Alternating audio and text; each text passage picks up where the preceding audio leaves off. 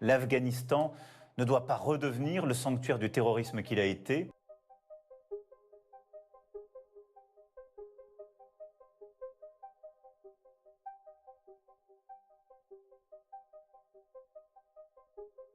L'Afghanistan ne doit pas redevenir le sanctuaire du terrorisme qu'il a été. C'est un enjeu pour la paix, la stabilité internationale contre un ennemi commun, le terrorisme et ceux qui le soutiennent.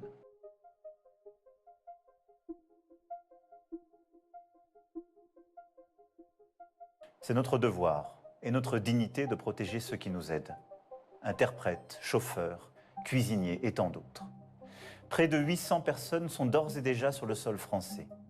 Plusieurs dizaines de personnes sont encore sur place et pour lesquelles nous restons pleinement mobilisés.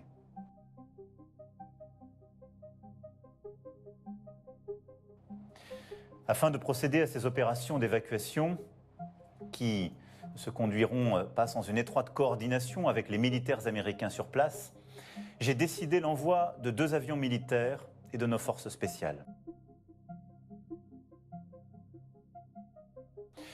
Nous porterons donc, en lien avec la République fédérale d'Allemagne, et je me suis entretenu il y a quelques instants à ce sujet avec la chancelière Merkel et avec d'autres États européens, une initiative pour construire sans attendre une réponse robuste, coordonnée et unie, qui passera par la lutte contre les flux irréguliers, la solidarité dans l'effort, l'harmonisation des critères de protection et la mise en place de coopération avec les pays de transit et d'accueil.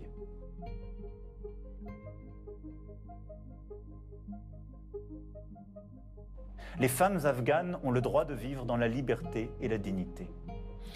Et si le destin de l'Afghanistan est entre ses mains, nous resterons fraternellement aux côtés des Afghanes et des Afghans, en soutenant la société civile afghane et en faisant notre devoir de protection de celles et ceux que nous pouvons protéger. En disant très clairement à ceux qui optent pour la guerre, l'obscurantisme et la violence aveugle qu'ils font le choix de l'isolement.